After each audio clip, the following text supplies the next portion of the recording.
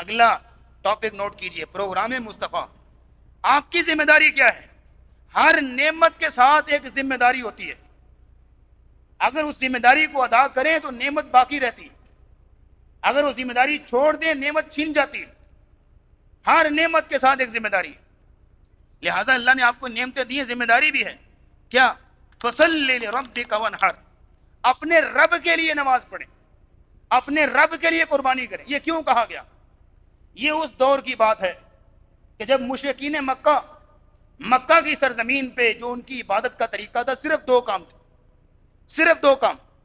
ایک اپنے بتوں کے آگے گرتے تھے، جھکتے تھے، یعنی نماز کی شکل، اور ایک اپنے بتوں کے نام پہ قربانیاں، نظریں، چڑھاوے چڑھاتے تھے۔ تو دونوں کام نبی اسلام کو فرمایا گیا کہ فصلی لربک، آپ نے یہ دونوں کام کسی اور کے نام پہ نہیں، صرف اپنے رب کے نام پہ کرنے۔ فصلی لربک، یہ نہیں کہا جا رہا کہ نماز پڑھیں، یہ نہیں کہا جا رہا قربانی دیں، نہیں، یہ حکم نہیں یہاں پہ حکم ہے لربک، کہ اپنے رب کے لیے کرنا ہے۔ فصلی لربک وانحر، اپنے رب کے لیے نماز پڑھنی ہے اور اپنے رب کے لیے قربانی کرنی ہے۔ تو نبی کریم صلی اللہ تعالی علیہ وسلم نے اس کا اہتمام کیا۔ نماز کی جب بات ہے تو آپ علیہ الصلوۃ والسلام قباء میں پہنچے تو سب سے پہلا کام مسجد بنائی، نماز۔ مدینے پہنچے، سب سے پہلا کام مسجد بنائی، نماز۔ اور آخری وقت جب دنیا سے رخصت ہو رہے ہیں تو الصلاۃ الصلاۃ کہہ رہے ہیں، اور یہ ہے کہ آپ نے فرمایا کہ وجعلت قرۃ عینی فی الصلاۃ، نماز میری آنکھوں کی ٹھنڈک ہے۔ اور جہاں تک قربانی کی بات ہے، حجۃ الوداع کے موقع پر 100 اونٹ نہر کر رہے ہیں، یا آپ علیہ الصلوۃ والسلام نے یہ کام کر کے دکھائے۔ فصلی لربک وانحر، اپنے رب کے لیے نماز پڑھنی ہے، اپنے رب کے لیے قربانی کرنی ہے، ایک ذرہ بھی غیر اللہ کے نام پہ نہیں دینا، ایک چیز بھی اللہ کے علاوہ کسی اور کے نام پہ نہیں دینی۔ آج کل تو معاملات ہی کچھ ہو رہا ہے نا، آج کل کچھ باتیں بیان کریں گے تو بری بھی لگیں گی، کیا کچھ ہو رہا ہے دنیا کے اندر، آپ کے شہر لاہور میں کیا کچھ ہو رہا ہے، ہاں؟ تو لیکن ہمیں کیا پیغام ملا کہ قربانی بھی کرنی ہے تو رب کے نام پہ، اگر کوئی چیز تقسیم بھی کرنی ہے تو رب کے نام پہ، کسی اور کے نام پہ نہیں۔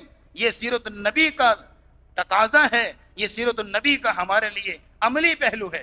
اور تیسری اور آخری بات نوٹ کیجئے گا، نبی کریم صلی اللہ تعالی وسلم کو دلاسا دیا گیا، تسلی دی گئی، ان شانئک ھو الابتر، پریشان نہیں ہونا آپ نے، کہ بے شک آپ کے دشمن ہی دم کٹے ہیں، آپ کے دشمن ہی بے نام و نشان ہیں۔ ہمارے نبی کی سیرت تو زندہ و جاوید ہے۔ تاریخ انسانی میں کوئی ایک شخص لائیے کہ جس کی پوری زندگی محفوظ ہو، لکھی ہوئی ہو، پڑھائی پڑھی جاتی ہو، اور ہر شخص قیامت تک کے لیے وہ پڑھی جا رہی ہو۔ صرف ہمارے نبی جن کی سیرت زندہ و جاوید ہے، ان کا نام زندہ اور جاوید ہے، لیکن آپ کے دشمن هو الابتر، بے نام و نشان ہیں۔ ابتر کہتے ہیں جس کا نہ کوئی آگے نہ کوئی پیچھے، پنجابی میں اس کو لفظ بولتے ہیں، میں لفظ نہیں بولوں گا، سمجھ تو آپ گئے ہیں، جس کا نہ آگے نہ کوئی پیچھے ہو اس کو عربی میں ابتر بولتے ہیں۔ اور پھر یہ ہے کہ ابتر وہ شخص کہ جس کی ہر پوری زندگی برکت سے خالی ہو، جو کام کرے کوئی اچھا نہیں ہوتا، بہتر نہیں ہوتا، بے برکتہ انسان، اس کو ابتر بولتے ہیں۔ تو نبی کریم صلی اللہ تعالی علیہ وسلم کو یہ بتایا گیا کہ آپ کے دشمن ہی جو ہے وہ ابتر ہیں۔ یہ کوئی جوابی حملہ نہیں تھا، یہ بلکہ قرآن کی بہت بڑی پیشن گوئی تھی جو پوری ہوئی، کہ آپ علیہ الصلوۃ والسلام کے دور کی بات ہے، مکے میں مشرکین مکہ کا حال کیا تھا کہ ایسی شان و شوکت ہے، ٹھاٹ باٹ ہے، نوکر چاکر ہیں، بہت بڑی تجارت ہے، جائیدادیں مال ہیں، اور یہ ہے کہ باغ و بہار ہیں، اور بیٹے بھی اللہ نے عطا کیے ان کو، بہت کچھ ہے، لیکن وہ سمجھتے تھے کہ ہم جو ہمیشہ رہیں گے، لیکن چند ہی سالوں میں ان کی کایا پلٹ گئی۔ کیسے؟ غزوہ بدر میں تو 70 مارے گئے، جو بڑے بڑے تھے وہ تو گئے، احد میں جو بچے کھچے تھے احد میں گئے، اور غزوہ احزاب میں بھی منہ کی کھائی۔ اگلے 2 سال بعد رسول اللہ نے مکے پہ چڑھائی کر دی، جو باقی تھوڑے بچے کچے رہ گئے تھے وہ آپ کے سامنے بے بس کھڑے تھے، اور اگلے ٹھیک 1 سال بعد نبی کریم صلی اللہ تعالی وسلم پورے عرب کے مالک بن گئے، اور لیکن آپ کا نام پورے عرب میں گونجنے لگا۔ کوئی نہیں جانتا کہ ابو جہل کدھر گیا، کسی کو نہیں پتا کہ ابو لہب کی نسل کدھر گئی، کوئی نہیں جانتا کہ عقبہ بن ابی معیط کا خاندان کدھر گیا، کسی کو علم نہیں ہے کہ عاص بن وائل کی نسل کدھر گئی، لیکن ہمارے نبی صلی اللہ تعالی وسلم کا نام پوری دنیا میں گونج رہا ہے اور قیامت تک گونجے گا، اور قیامت والے دن بھی نبی علیہ السلام نے فرمایا بیدی لواء الحمد یوم القیامہ، قیامت کے دن حمد کا جھنڈا میرے ہاتھ میں ہوگا، اور آدم علیہ السلام سے لے کر قیامت تک ہر انسان میرے جھنڈے کے نیچے ہوگا۔ قیامت کو بھی رسول اللہ کا نام، اور مقام شفاعت کی بات آئی، ایک نبی کے بعد دوسرا، دوسرے کے بعد تیسرا، آخر کار رسول اللہ کے پاس پہنچیں گے کہ آپ ہماری سفارش کیجئے۔ تو یہ نام گونجا، کوئی نہیں جانتا کہ ابو جہل کی نسل کدھر ہے، اس کا خاندان کدھر ہے، اس کی نسل، لیکن آج ہمارے نبی صلی اللہ علیہ وسلم کے بارے میں اگر بتائیے، اگر کسی آپ میں سے کسی کو پتا چل جائے کہ میں رسول اللہ کی نسل سے ہوں، میں رسول اللہ کے خاندان سے ہوں، اگر کسی کو پتا چل جائے، واقعی میں شجرہ نسب مل جائے، تو یقین کیجئے وہ اس کے بدلے میں پوری دنیا کی دولت بھی بانٹ دے تو وہ بھی کم ہے، اگر کسی کو پتا چل جائے کہ وہ رسول اللہ کی نسل سے۔ لیکن اگر رسول اللہ کی نسل سے نہیں بھی ہے تو رسول اللہ صلی اللہ علیہ وسلم کے ساتھ اپنی نسبت کرنے کو اعزاز سمجھتا ہے۔ اگر کوئی اپنے نام کے ساتھ علوی لکھوا رہا ہے تو کیوں؟ کہ رسول اللہ کے خاندان کے ساتھ نسبت کرنا چاہ رہا ہے۔ ہاشمی لکھوا رہا ہے تو کیوں؟ رسول اللہ کے خاندان کے ساتھ نسبت کرنا چاہ رہا ہے۔ قریشی لکھوا رہا ہے تو کیوں؟ اگر کوئی اپنے نام کے ساتھ سید لکھواتا ہے تو کیوں؟ رسول اللہ کے جو ہے وہ آپ کے نسب کے ساتھ، آپ کے خاندان کے ساتھ نسبت کرنا چاہ رہا ہے۔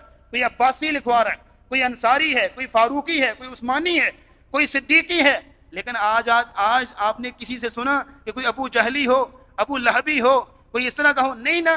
تو پھر ابتر کون ہوا؟ رسول اللہ کے دشمن۔ ان شانیک هو الابتر، اے نبی آپ کا نام تو گونجے گا رہتی دنیا تک، لیکن آپ کے دشمن ہی بے نام و نشان ہوں گے، ان کا نام لینے والا کوئی باقی نہیں رہے گا۔ تو یہ رسول اللہ صلی اللہ علیہ وسلم کی سیرت النبی، آپ علیہ الصلوۃ والسلام کا مقام و مرتبہ اس صورت کے اندر بیان ہوا، اور اس میں جو شان و عظمت، جو مقام و مرتبہ رسول اللہ کو دیا گیا، بے شمار خزانے رسول اللہ کو دیے گئے۔ اصل پیغام اس میں یہ ہے کہ اللہ ہمیں اس طرح کی زندگی گزارنے کی توفیق دے کہ ہم آپ کی سنتوں کو لازم پکڑیں، اور پھر یہ ہے کہ رسول اللہ کا ساتھ ہمیں قیامت کو نصیب ہو، اور جنت میں بھی رسول اللہ کا ساتھ نصیب ہو۔